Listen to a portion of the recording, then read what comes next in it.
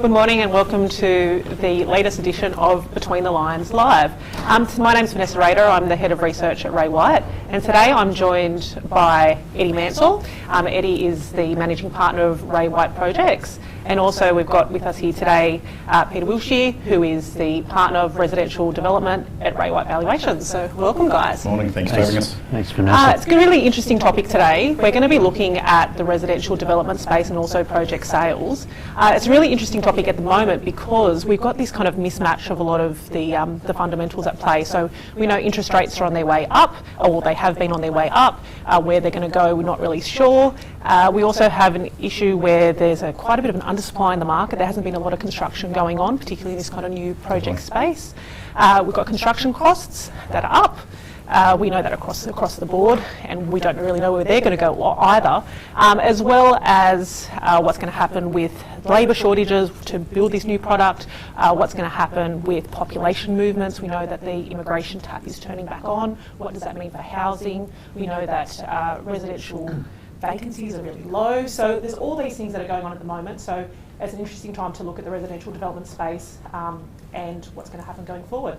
So let's just start. So I might speak to you first, Pete, looking at the development site space. So what are you seeing going on there? Is there a lot of projects in the market? Are you seeing a lot of transactions in that development site space? Look, Vanessa, I'm definitely still seeing a lot of my experienced clients purchasing sites and looking at getting underway on new projects as they can sort of see. Obviously there's some short-term pain at the moment with interest rates and construction costs, but they can sort of see that in 18 months, 24 months, it's going to be an undersupply in a lot of parts of Sydney.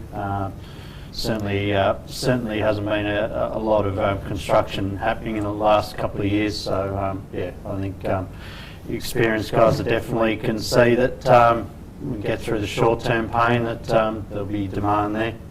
But you mentioned construction costs, and you're dealing with a lot of these developers every day. Yeah. So what are you saying is happening in that construction space? This is both of you, and what do you think we're going to get to? I think that what we did see, especially in Sydney, was and every state's had its challenges, but in Sydney, what we did see is a lot of contracts had been either committed to or locked in at a certain price. Feasibilities had been done at a certain price, and certainly when construction prices started increasing, whether it was through materials, labour shortage, or the generalised sort of sector, it really started throwing a lot of developers' feasibilities as to whether the project was actually going to be able to be worked through, or whether it should be paused or even shelved. So it's had its challenges. I think we're past that point now. I think that a lot more builders are a bit more comfortable, developers are a bit more comfortable with that space, and I think that if you want to use the word plateau, I guess we can look at it that it sort of plateaued in terms of the cost, what we're seeing anyways, construction costs. So I think people are starting to get comfortable with it, and as Pete was saying, starting to re-energise and get started on the project again. Mm. Yeah, obviously the increase in the costs had a negative impact on when we're doing residual land values for the finance, the valuations. Yeah, I think like Eddie said, we're probably people have probably realised that this is where the costs are at the moment, and they're factoring those into the to when they're buying the sites at the moment.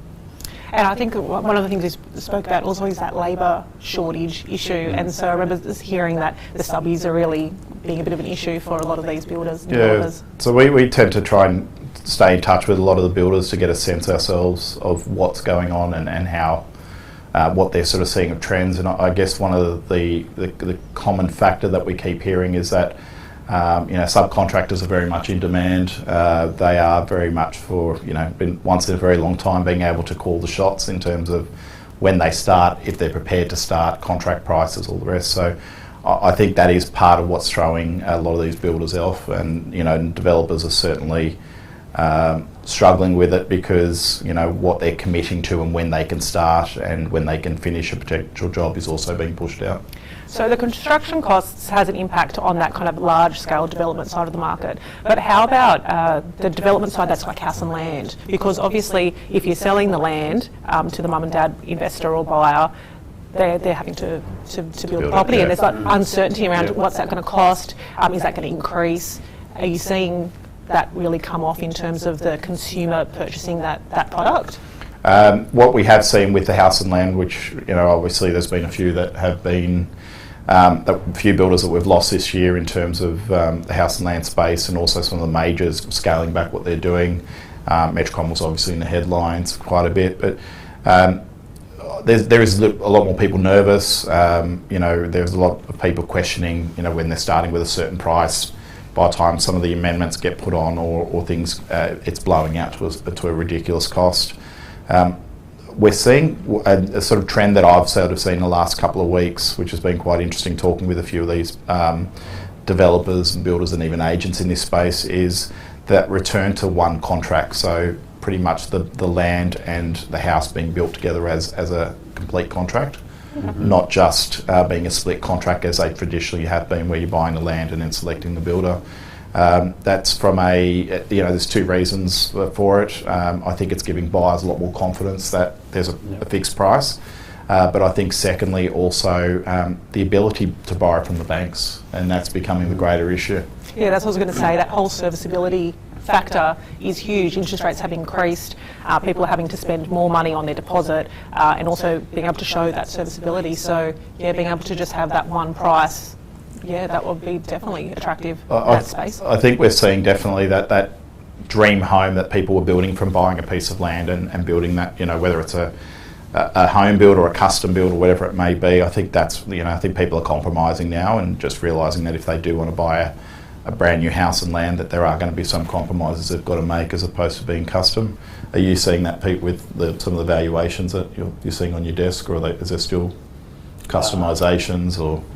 Yeah, look, there is, but quite a lot of the clients are sort of actively sort of sell just the land, and they're sort of going and building the houses. They're finding that it's easier to sell completed houses than the land at the moment, just because of the rising construction costs. So people are more confident buying something that's completed. And so it's spec housing. Yeah.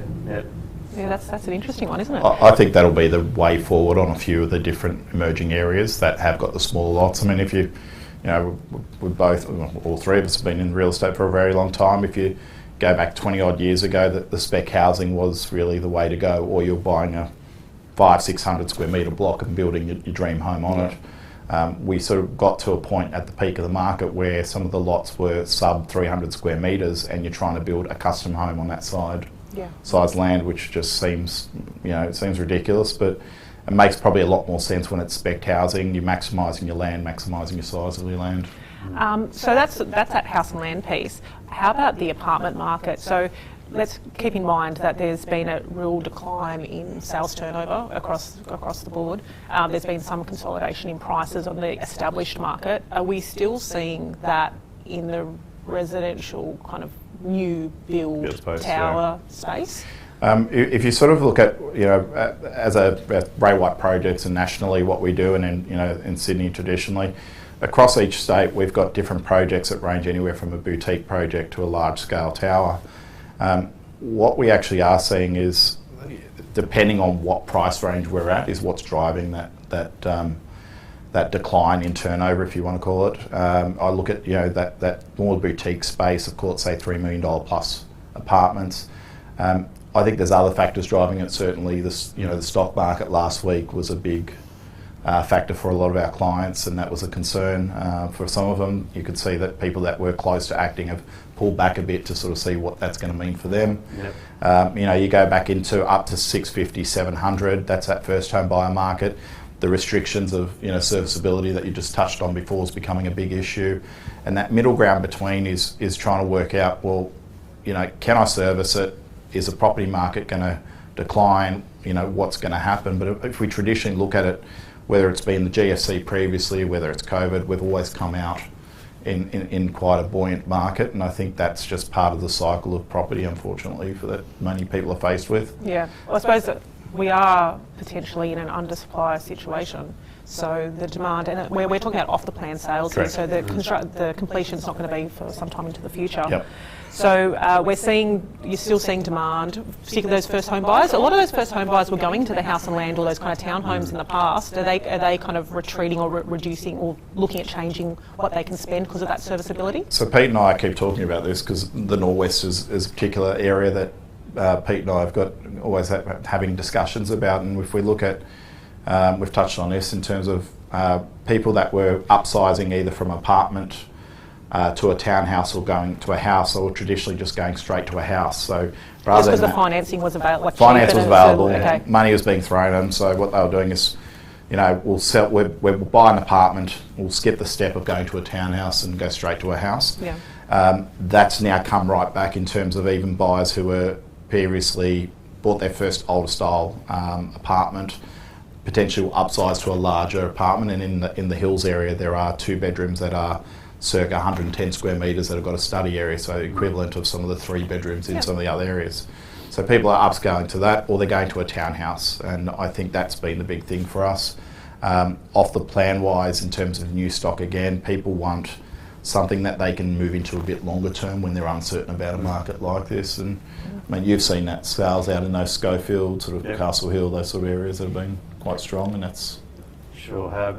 Yeah, look, obviously house price in most areas of Sydney, as we know, have gone up sort of circa 30% in the last couple of years, where the apartment market, there hasn't been a huge amount, if any, in some areas, to be honest. So, and then with people's serviceability reduced, people are going back and looking at apartments as an option, more affordable option, like you said, Eddie. So, and I suppose the other thing as well is, where are people getting their funds from? So they're getting their funds from the banks a lot of the time, but the parents are still chipping in. Like, that's a big story that was been talking about for the last couple of years. Yep. So does that play any sort of role? Yeah, I think parent assisted, or we call them parent assisted buyers, rather than first home buyers a lot of the time, because genuinely, and we've got kids and all the rest of them, we sort of think, how are they going to buy? And probably our parents said the same thing many years ago. But you look at it right now, and the market is such that really you need some sort of assistance. Genuine savings compared to what you're earning, compared to cost of living,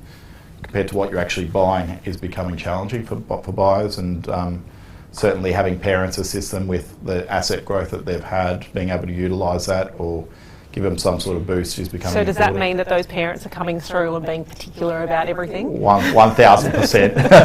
Well, I suppose it's a good thing though. But the other thing to think about is, well, there's been so much talk about builders in the marketplace over the last couple of years. We've had builders that have exited the market, concerns about cladding, construction, the quality. So that's coming to the front, I suppose. Yeah, look, I actually don't mind when we've got parents that come along with first home buyers. I think it's a great thing, because they ask questions, and it's all about confidence when you're buying off the plan. So our job is as sales agents to provide a product and provide any solutions or questions for these buyers, and that could be whether it's coming from the parent, whether it's coming from the buyer, whether it's coming from the solicitor. So there's some great questions being asked. A lot of people, and if you reflect back over the last few years, you look at builders, for example. Who was the developer was always the number one question. We're probably our number one question at the moment is, who is the builder? We're now being asked about certifiers. We're being asked about engineers. There's all these sorts of things that that makes up the greater project that hadn't been discussed previously. And I think that's, I don't mind it. I think it's important. It's about giving buyers confidence. It's about them having that sort of transparency that they want and off the plan. And Australia, we're pretty, in a lot of ways, we're still young in that off the plan space. I mean, you go into the Asia market and stuff, apartment living is the norm, and so they've certainly purchased in that fashion. So we need to get our buyers confident around that. So mum and dads aren't providing finance to the developer side of the market. So we're seeing with those people that are doing the purchasing of the land, going through the planning, doing everything, where are they getting their funds? Like, I can see there's been a real change in the financing structure for developers, banks and non-bank lending, definitely in the market. Has there been a change in the last couple of years over the financing of these big projects? Look, definitely. The majority of the construction deals that we've historically done are been with the banks, but the last sort of few years it's now predominantly the non-banks doing a lot of the finance out there these days. Is it why has the change? Look, the banks have sort of taken a bit of a step back, and it's sort of given an opportunity for a lot of these bigger non-bank lenders to come into the market and take an increased market share. So I see that continuing as well. Yeah, okay. So the non-bank lending space, is there a difference, like for pre-sales and things like that, to get the financing across the line? There is, which obviously helps get projects off the ground quicker. Which makes a big difference to us. Yeah, sort of costs a bit more sort of in rates and what have you, but you can get started a lot quicker. So, and as Eddie was saying, it's a lot easier to sell off the plan when people can see that there's activity on site, and it's not just a signpost at the front with no activity. So it's a visualisation. So buyers like to see that something's coming out of the ground, and I think that always adds, and that's definitely important. But before you even get to that stage, I suppose planning has been the major issue for new development across everywhere. Are we seeing some improvement, particularly because we are potentially going to enter this undersupply situation? I know that in Queensland and in WA, the premiers have come out recently talking about this potential undersupply situation. And what are we doing in planning? Is planning still taking as long as it ever was? There's been a lot of talk about that improving, being more automated, being able to get things happening quicker. Your experience with your clients, are you seeing any of that, or is it still a slow burn? No, look, I think it's always a challenge in New South Wales. The planning just seems to take forever, and obviously it's been hampered with COVID the last couple of years. A lot of the council people working at home and that, and I think that still seems to be very much a challenge. And there still seems to be skill shortage, town planners and stuff. The councils are definitely understaffed and that, and what have you. So I think it's just going to add to the problem of the undersupply, to be honest. Well, it's just going to drag it out longer. Yeah. Because there is deals being done. Like there is development sites actually transacting. There's still quite a bit. A lot of our clients have been actively buying the last sort of 6 months or so. But are we seeing the buyer pool reduce? Particularly those big, large projects. Like how many developers are really out there doing these large projects we've seen in years gone by? I think the Chinese market, Chinese developer market, certainly with restrictions they've had around money coming out and all the rest, that's certainly reduced. A lot of those, and a lot of them have been both Pete and I's clients over the years. The scale of what they've been able to go after in terms of purchasing and sites has dramatically reduced in terms of what's there. You've got a lot of those traditional Chinese developers that have been around for 10 or so plus years in the market that have stayed in the market because they've certainly built stock and created a good pipeline here. It's established, but I think it's really I'm seeing it, and I don't know if you are too, Pete. There is starting to be a real divide in terms of developers that build those large scale developments, the guys who are doing medium, the guys who are doing more of the boutique. Whereas there was a lot of that cross in the peak of the market. There was probably a lot of cross section of that. Mm-hmm. Yeah, a lot of the larger owner builder guys who can control costs a bit more, and that I'm finding it more of the active buyers at the moment on the sites. Plus, we're also seeing the sort of build to rent sector coming in actively looking for some of these larger projects. So you're seeing some of those, but we've seen a lot of those projects actually happen in Sydney. But what do you think? What's your forward thoughts on the build to rent sector? It's we've been talking about it for a really long time. It still seems very green. There's a lot of legislation that needs to kind of happen around it. Do you have a thought of where we're going to get to with that? Look, there seems to be a lot more advanced in sort of Melbourne and that, to be honest. There hasn't been a huge number get off the ground so far in Sydney. There's quite a few sort of in the pipeline now, but not a lot of actively completed ones at this stage. But I think that's obviously going to grow, growing sector. Is that because they need to be, and my observations of it in Sydney has been that a lot of the developers that have looked at it or attempted it have sort of taken more of the residential view? Is that because they, are the ones that I've seen that I think will work longer term have actually got purpose-built facilities, amenities? Is that the sort of, is that the hurdle, or what's I think they hurt a lot of the entry point and costs a lot more to get in the Sydney market for land The costs. land component is Yeah. what's that's what's been the hindrance Yeah. for the number of years now. Yeah. It makes more sense in some other states where there is that land cost component isn't quite as high. Yeah, it's certainly an interesting market because that brings it back to investors as well. So we're in a situation where maybe some of the values are coming down a little bit. Their vacancy is very low. That means rental growth is around the corner if it hasn't already happened. I know that the interest rates have gone up, but do you think we're going to see investors jump back into the market? Particularly,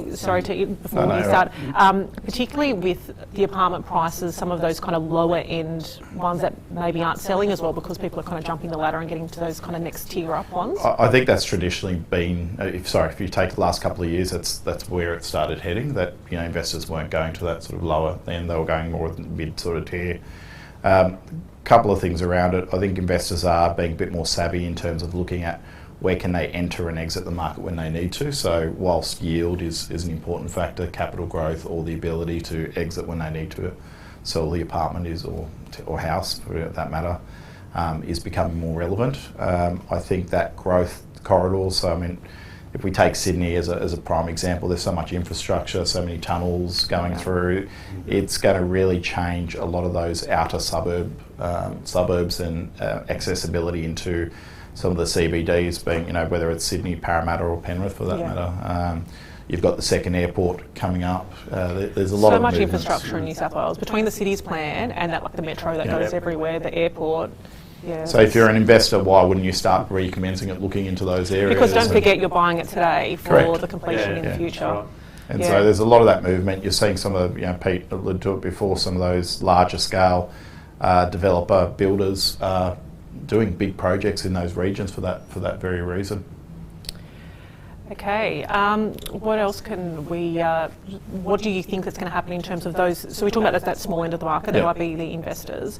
What about, you were talking earlier about some sites that being amalgamated or units being amalgamated, people kind of...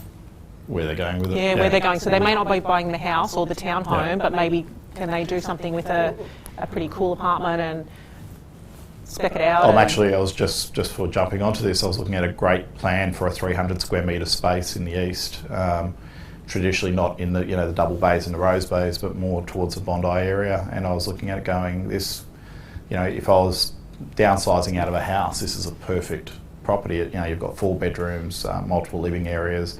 I mean, that's the large scale of a site. But if we look at our projects across east, North Shore, and to the northwest and to the west, probably where we're really starting to see amalgamations. We've seen amalgamations for a while in the east and the lower North Shore.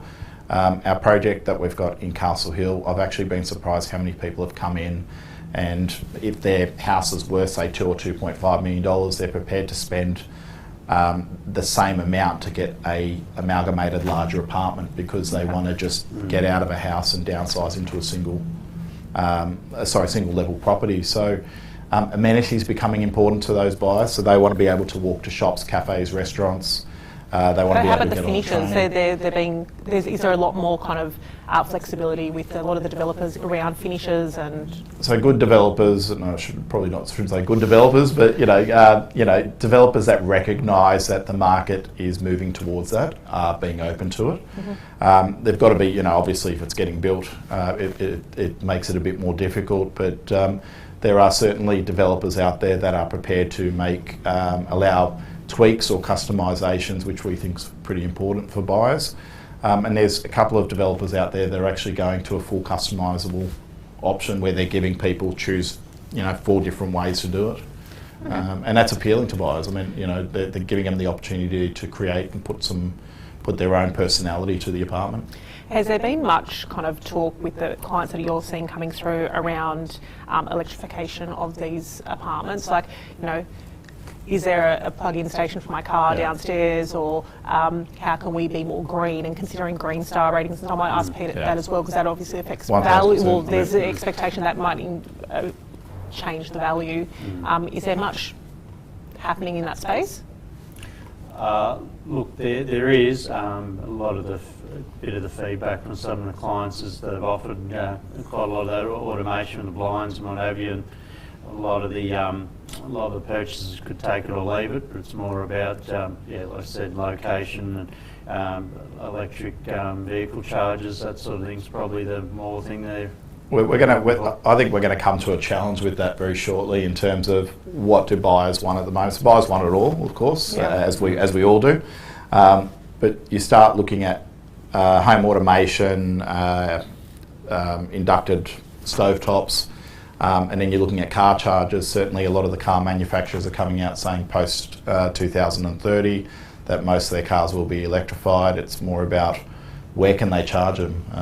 Will every apartment, every car space have a personal charger? And if that does, what does that do to substations? What does that do to powering the rest of the electricity features? prices are going up next month again as well. So it's an interesting dilemma because it does make sense on a lot of fronts, and we're seeing it in office buildings as well.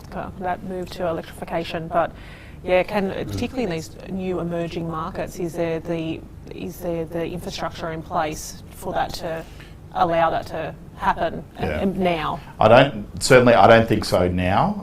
I think certainly developers are starting to look forward as to how do we do things differently.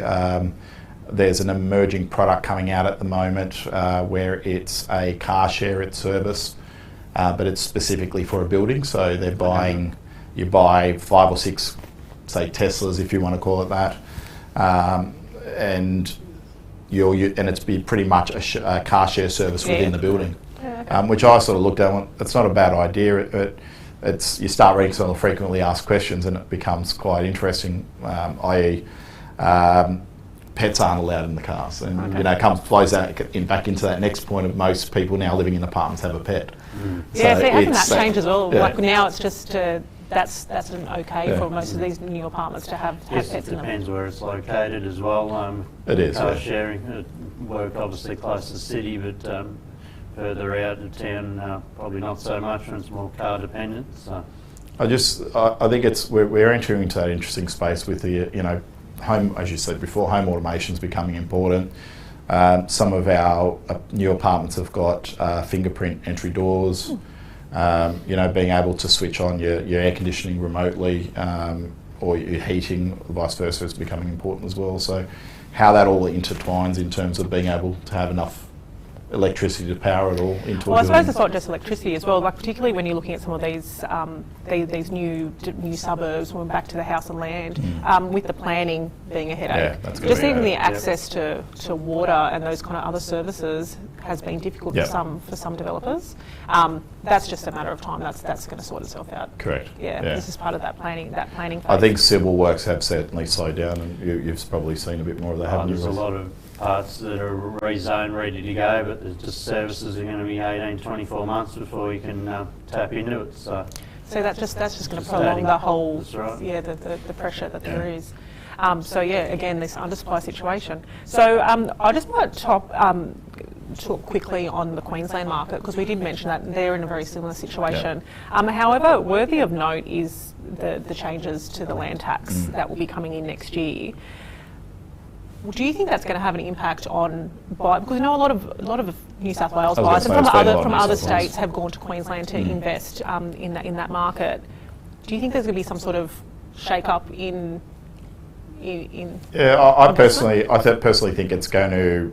I think it's going to cause a bit of a rethink for a lot of different buyers. I think buyers that have traditionally bought up there, even people that have bought up there now, will probably have to rethink what they're doing, because they were buying up in Queensland because it was more affordable. It was, it had the prospect of a good yield and rental return. But when land tax starts becoming involved, as around the person or the entity rather than the apartment or the state, it's going to become, I think, a very challenging part. I think that's going to potentially drive some of the demand issues that have been driving Queensland higher price. Yeah, well, I know a lot of people have probably bought up there with the future plans for retirement. It's always been a market that people have migrated to. But it's an interesting time to for that to have come on. Like I was speaking to an agent up there just the other day, an owner that owned a commercial property there. They were thinking of buying a residential property just to go and visit and be close by, and they've just kind of gone, well, it cost me $30,000 now to keep this property. Yeah. Do I really want to do that? It's not really worth it for me to do that. Yeah. Do I want to keep my commercial property as well? It's going to cost me money. Am I realistically going to move up there? It kind of throws up all these questions that we probably didn't have before. But it's an interesting time. Do you think something like that's going to happen in New South Wales? Oh, there's been talk about changing the abolishing stamp duty and going to an annual land tax. There's pushback on that, so it'd be interesting to see. We've got a state election next year. What gets put forward, I guess. Even that the way that the stamp duty is being paid, I know that's on the mind of a lot of first home buyers at the moment. We're seeing that where they've got starting next year, the way that it'll be sort of paid can be done in two sort of forms. Funny enough, a lot of the traditional parents still want to get the stamp duty paid and get it out of the way. So the ones that are assisting. Yes, so they just want it done. Because they're right. It's another expense that they potentially can't afford to have. So it's there's some challenges coming up certainly for New South Wales, but Queensland. That's a real serious call around land tax, considering the amount of other interstate buyers that have traditionally bought over the years. Yeah. Well, it's one to certainly watch for. So Definitely. I think we might wrap it up there. So thanks, guys. Thanks for joining us. Thanks for It's been interesting to talk about that residential development market, that project sales, and where we're going to go going forward. So also we ended up on Queensland, which is probably a really great segue into introducing our Between the Lines live event for next month. That's going to be talking about South East Queensland, looking at the green and gold decade. So looking at how residential development, commercial infrastructure, all that's going to impact that South East Queensland market. So jump on and log into that next month. It's going to be on the 25th of October. We'll have speakers from our Ray White commercial office in Queensland, Michael McCullough, and also Tony Williams from Special Projects. So register now for that, and we'll see you next month. Thanks so much. Thanks, guys. Thanks. Thank you.